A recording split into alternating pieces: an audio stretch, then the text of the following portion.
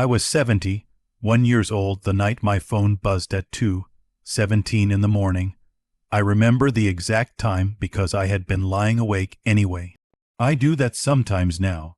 I wake up in the quiet hours and I listen to the house breathe around me, the old pipes settling, the wind coming through the kitchen window I never fully close, the sound of a life I built with these two hands, board by board, year by year, sacrifice by sacrifice. My name is Harold James Whitfield, and for 43 years I worked as an electrician. I got up before the sun. I came home after dark. I scraped my knuckles on wiring inside walls that would never show my name. I saved every dollar I could. I put my daughter through college. I paid off this house. I built a retirement that was modest but honest. And I was proud of it. But that night, when my phone buzzed and the security camera app lit up on the screen, everything I had worked for was 20 minutes away from being taken from me. By someone I loved. Stay with me, because what I'm about to tell you will change the way you look at the people closest to you, and it will remind you that sometimes the ones who smile at you the loudest are the ones you need to watch the most carefully. Let me tell you about my life before all of this happened, because you need to understand where I came from before you can understand what I almost lost. My wife, Eleanor, passed away 6 years ago. Breast cancer. She fought for 3 years, and she fought beautifully, with grace and humor and a stubbornness that made the nurses laugh even on the hard days. When she left, she took a large piece of me with her, but she also left me with something. She left me with the memory of what a good life looks like, and I refused to dishonor that memory by falling apart. Eleanor and I had one daughter together. Her name is Patricia. Patty. She lives about 2 hours away in the city with her husband, Daniel, and their 2 little boys. Patty calls me every Sunday without fail. She worries about me living alone out here in this old house, but she respects my independence. She always has. Dad, you're the most capable person I know. She used to tell me, you wired half this county. You can take care of yourself. I have a brother. His name is Robert. Robert is 3 years younger than me and lives about 40 minutes away. Robert and I are close in the way brothers are close after 70 years of living parallel lives. We don't always talk, but when one of us needs the other, we show up. Robert has a son. His name is Marcus. And this story is about Marcus. Marcus was 29 years old at the time of these events. Smart boy. Always was. Sharp eyes, quick mouth, good grades in school. Robert was proud of him. I was proud of him too. I watched that boy grow up at family dinners and Christmas gatherings and summer barbecues in the backyard of this very house. I taught him how to throw a baseball. I fixed his first car with him standing beside me handing me tools. Marcus became a financial advisor, or at least, that's what he told people. He worked at a firm downtown. He wore nice suits and drove a lease car and talked about portfolios and assets at family dinners like he was performing for an audience. I didn't think much of it at the time. Young people like to show what they know. I understood that. I was patient with it, but looking back now, I realize Marcus had been watching me for longer than I knew. Not the way a nephew watches an uncle he loves. The way a person watches something they intend to take. It began, I think, about 8 months before that 2 a.m. phone buzz, but the seed of it was planted the day Marcus came over to help me set up my new computer.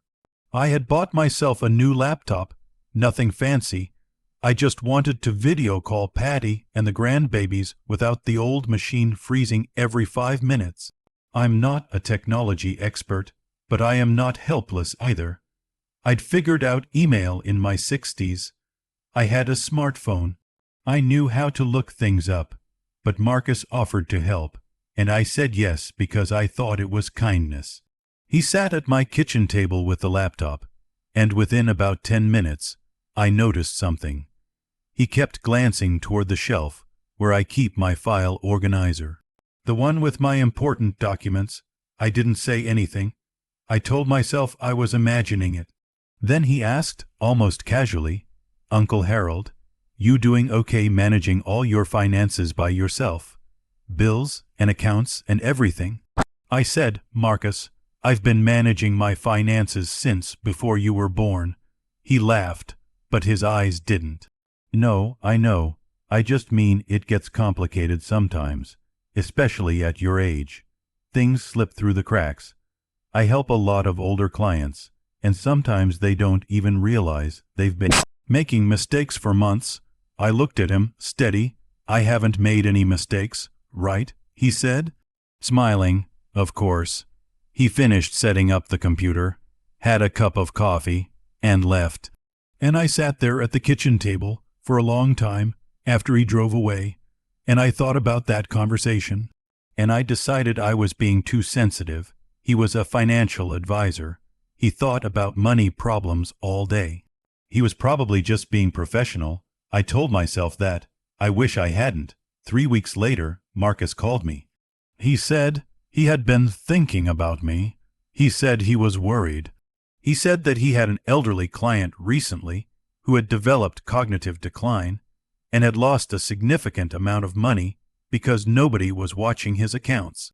"I just don't want that to happen to you, Uncle Harold," he said. "You live alone. You're getting older.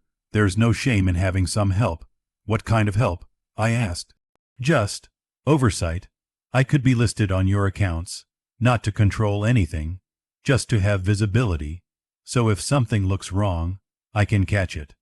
I was quiet for a moment. Then I said, "No thank you, Marcus. I'm fine." "Uncle Harold," I said, "I'm fine."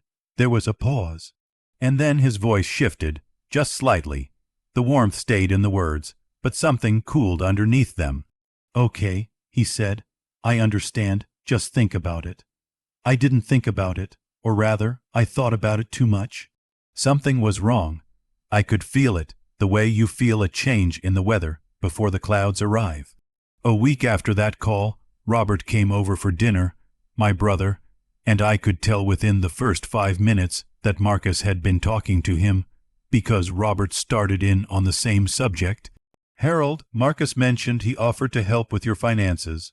Why'd you turn him down? He's a professional. He knows what he's doing." "So do I said. "He's just trying to help, Harold. You're not getting any younger. Neither are you, Robert. Should I call Marcus and suggest he monitor your accounts too?" Robert went quiet. He looked a little embarrassed. We changed the subject and finished dinner, and he went home, and I sat alone in my living room afterward, and for the first time, I felt something I didn't expect. I felt afraid, not because I was losing my mind, but because I could see, clearly and calmly, that something was being organized against me, and I didn't fully understand yet what it was. November, 4 months before the night of the cameras. Marcus came over unannounced on a Saturday afternoon. He brought his father, Robert, and a woman I didn't recognize at first. She was dressed professionally, carrying a folder, and she introduced herself as a social worker. A social worker. Standing in my living room, I remember the way the afternoon light was coming through the front window, falling across the carpet in long yellow strips. I remember thinking, Eleanor would have hated this. She would have stood right up and pointed to the door. I asked them to sit down.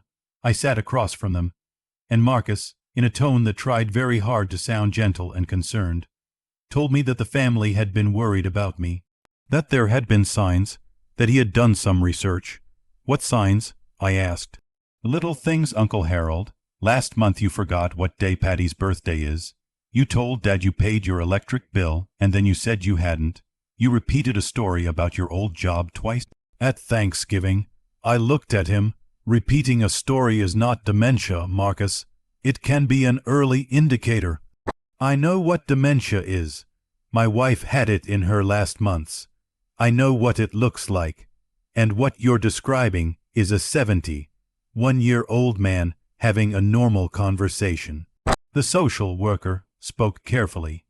She said she was not there to make a diagnosis. She was there because a family member had expressed concern and asked her to conduct an informal wellness visit.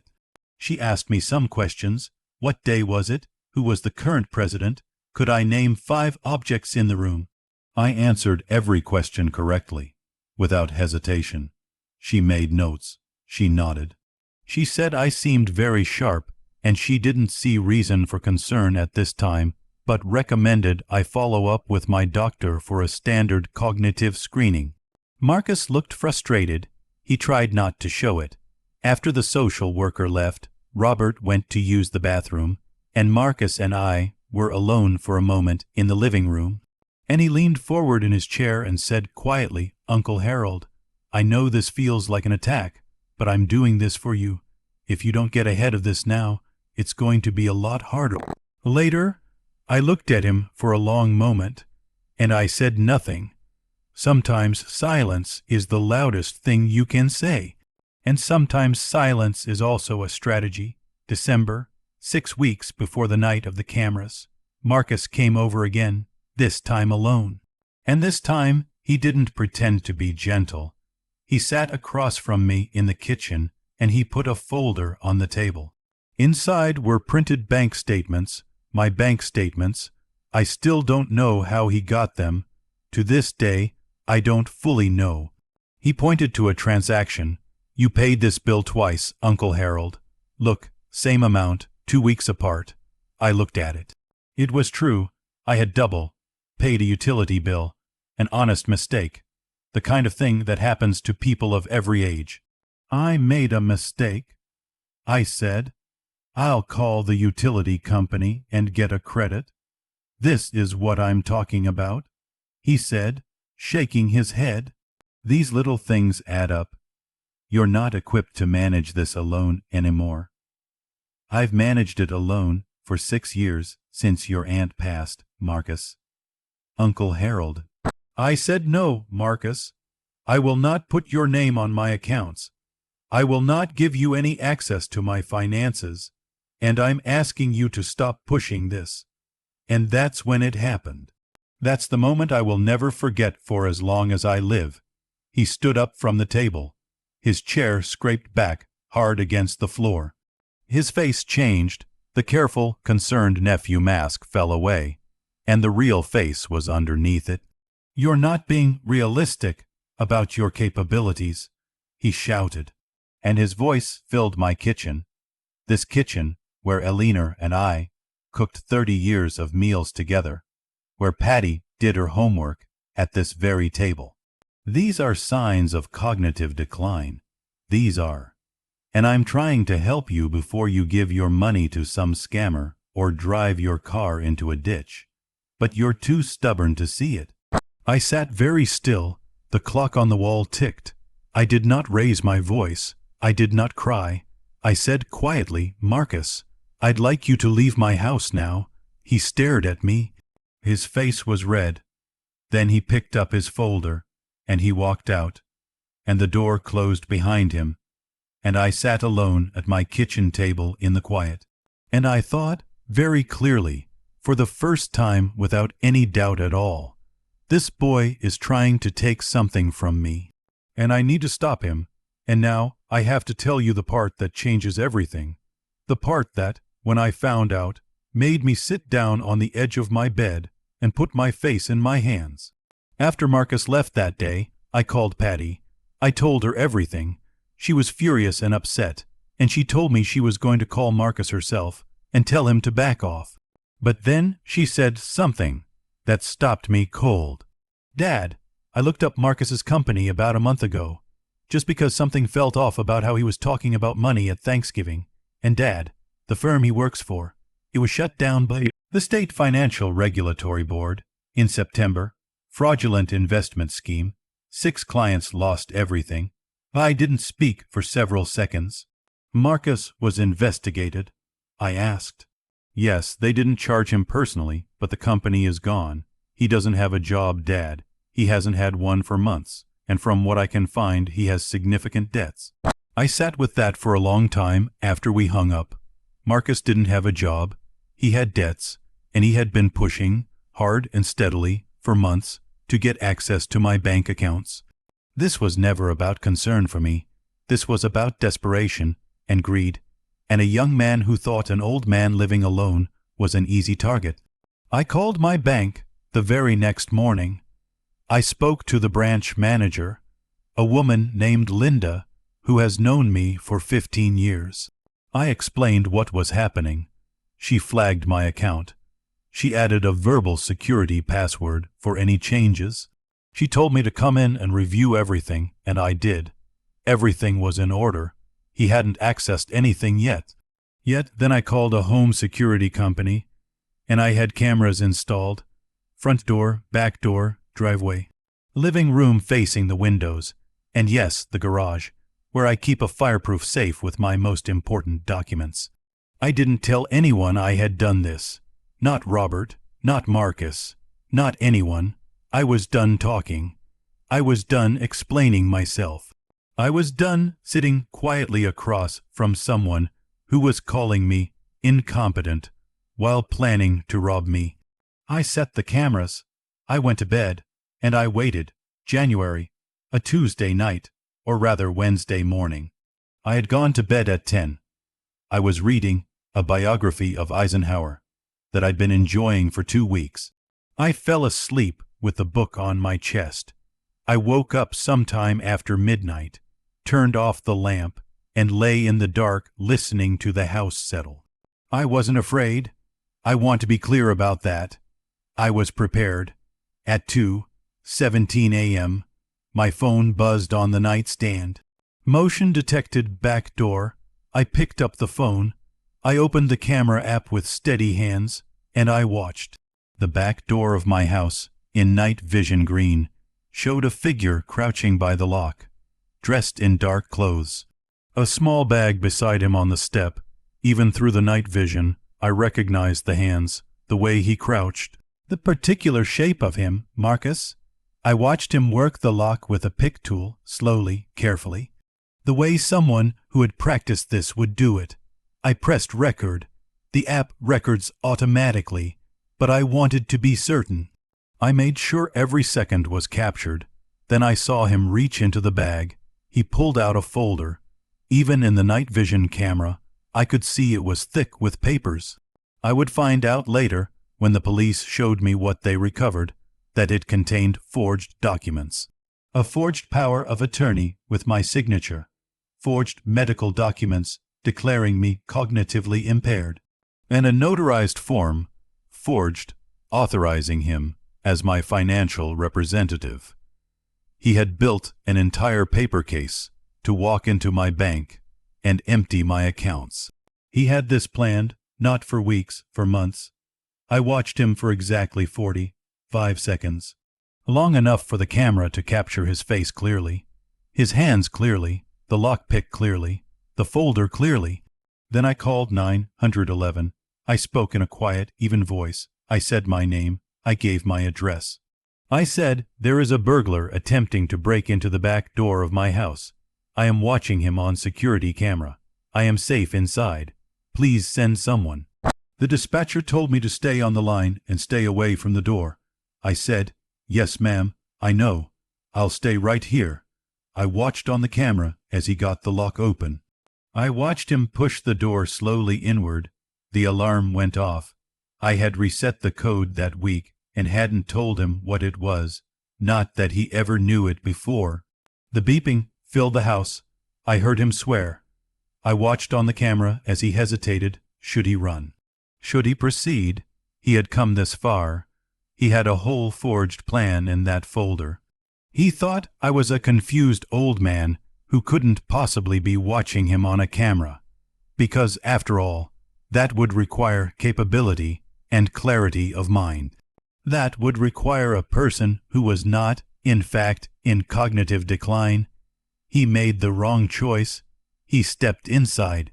2 minutes and 40 seconds later, the police arrived.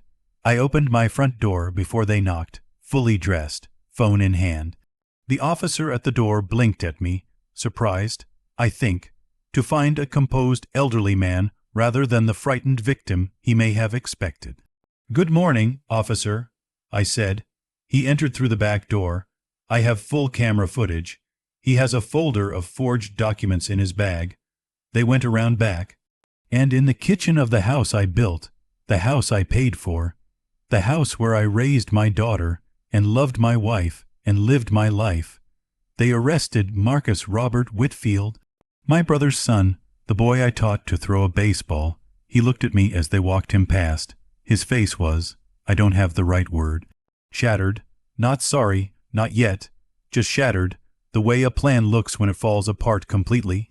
I watched them put him in the patrol car, and I thought of Elinor, and I thought she would have said quietly, standing in the kitchen doorway in her bathrobe with a cup of tea, well, that's that then, and I almost smiled. The next 48 hours were long. The police investigated. The forged documents were examined. A detective named Sergeant Alvarez called me twice, and each time she had more information. The power of attorney was fraudulent.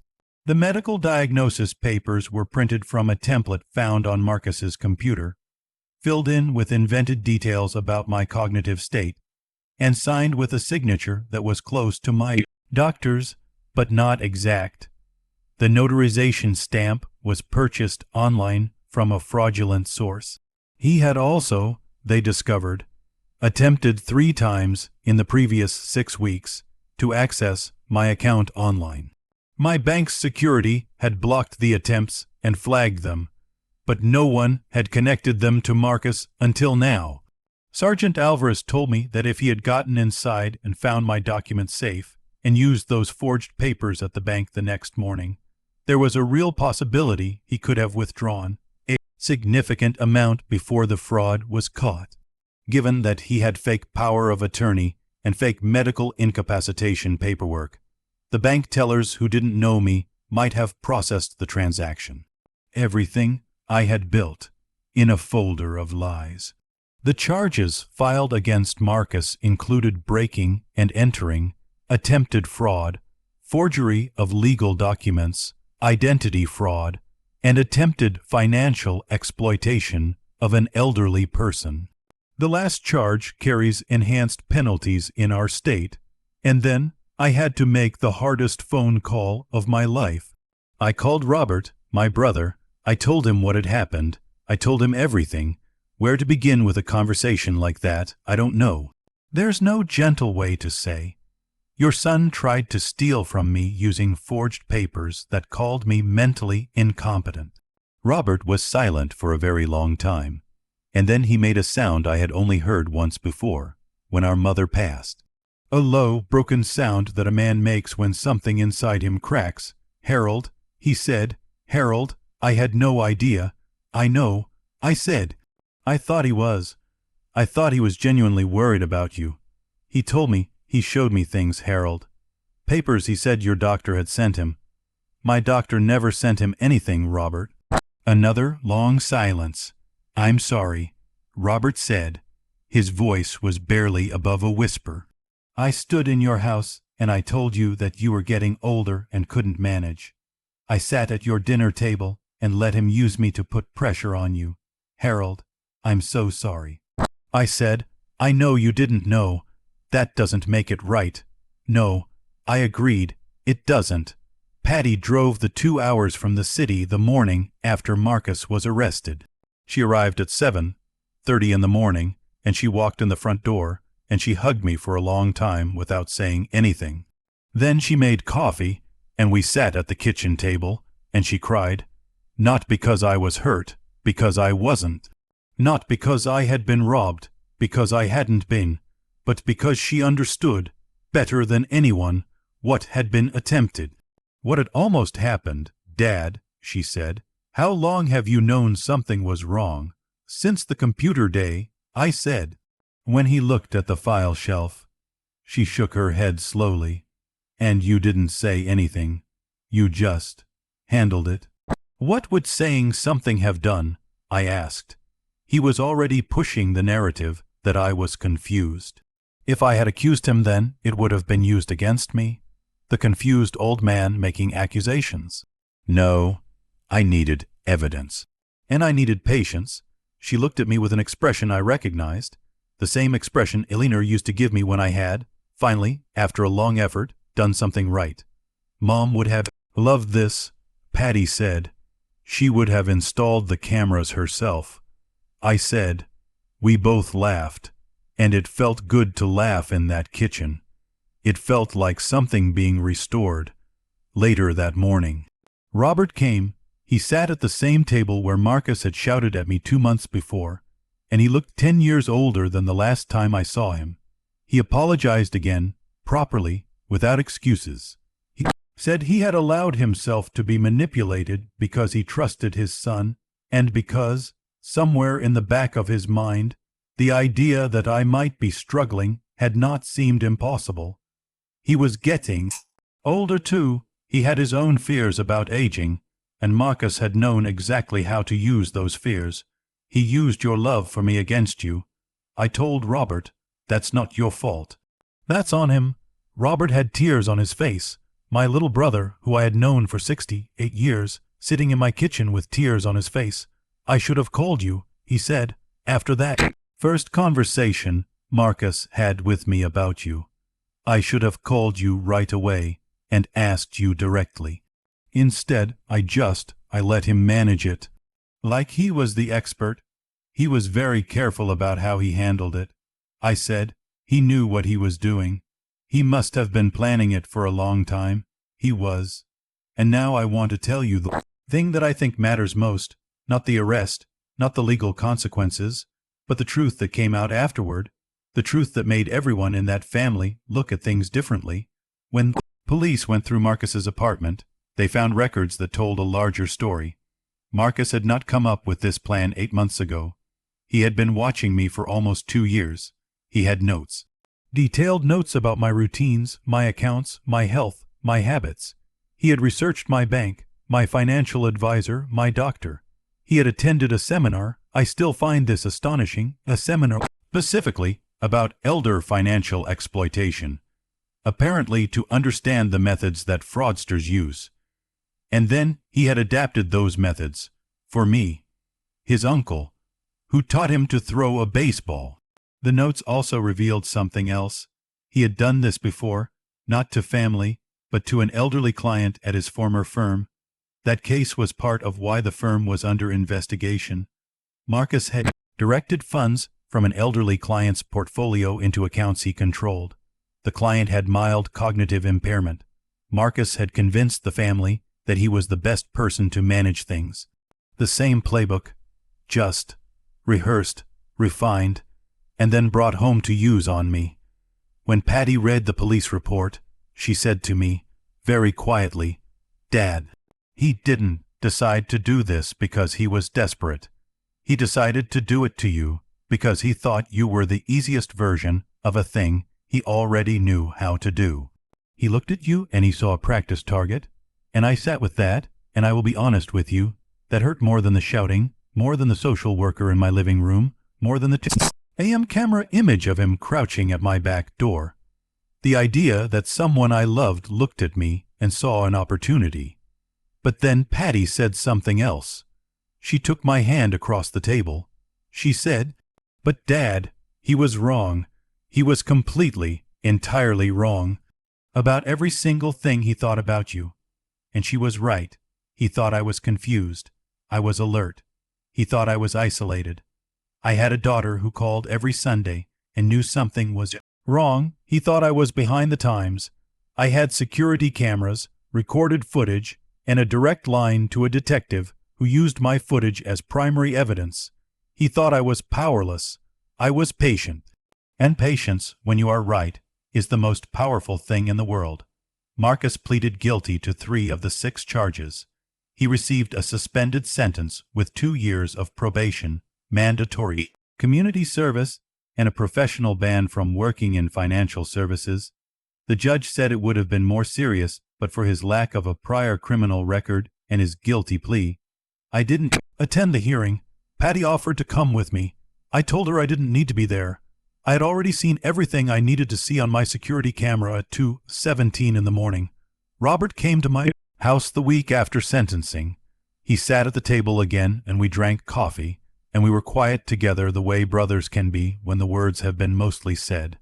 He told me that Marcus, since the arrest, had been different, that whatever plan had been running through that boy's mind for 2 years had collapsed completely and left something raw and ashamed behind.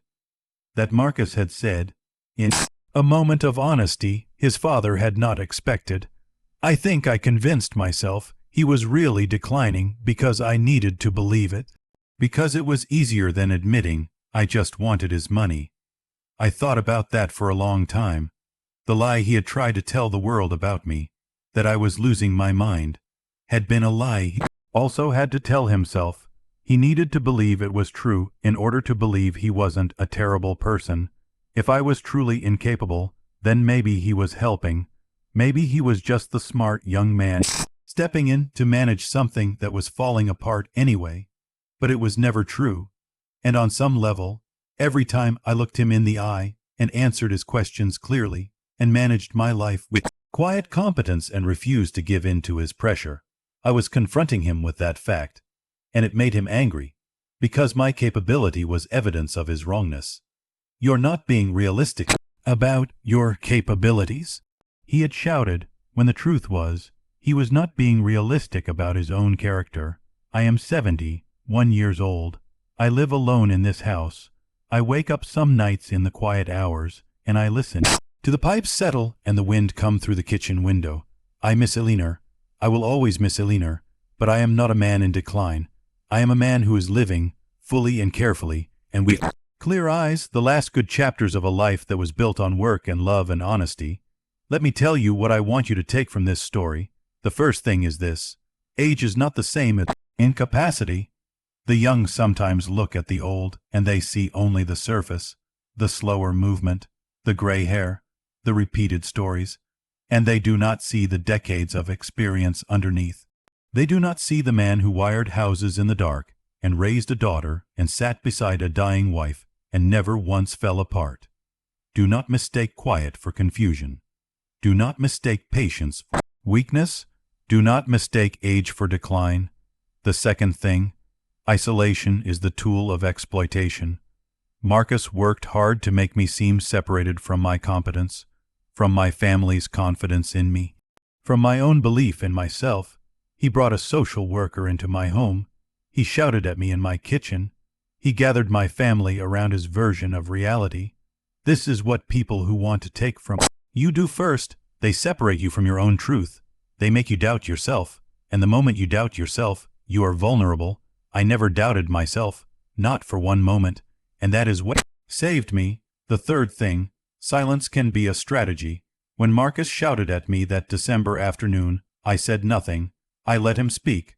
I let him show me who he was, and that information was useful. If I had shouted back, if I had accused him, if I had told him I suspected what he was planning, he might have adjusted his approach. Instead, I went quiet. I prepared. I let him walk himself into the trap he built for me. The fourth thing: document everything. My cameras did not just catch a burglar. They produced irrefutable evidence that protected me completely. The footage was so clear and so damning that his lawyer advised him to plead guilty, all because I spent an afternoon having equipment installed and another afternoon changing security codes and passwords. Protect yourself, not from paranoia, from reality. And the fifth thing, the one that I think about most in the quiet hours: the people who underestimate you are often the ones most afraid of what you are capable of. Marcus needed me to be weak. He needed me to be confused. He needed me to be the old man who couldn't manage, who needed help, who would be grateful for someone stepping in. Because if I was capable, if I was sharp and prepared and watching, then he had no power at all. And I was, and he didn't. I am not angry at Marcus. I know that might surprise you, but anger is a fire that burns the person holding it, and I have no interest in burning. I am sad for him, in the way you are sad for someone who had everything they needed to build a decent life and chose not to. He is young. He has time, if he chooses to use it differently. But I will tell you this: the Sunday after the arrest, when Patty called, She said something that I wrote down in the little notebook I keep by the phone. She said, "Dad, I think Mom is somewhere smiling right now. Because she always said the thing about you that no one gave you enough credit for was that you see things. You always see things clearly. And you wait." Eleanor, who sat beside me in this kitchen for 37 years, who knew me the way only one person in your life ever really knows you, she was right.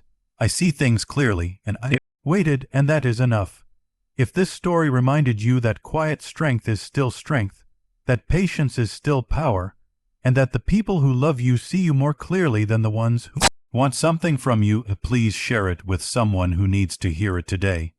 And if you're new here and you want more stories about real life, dignity, family, and justice, subscribe. Because we're just getting started.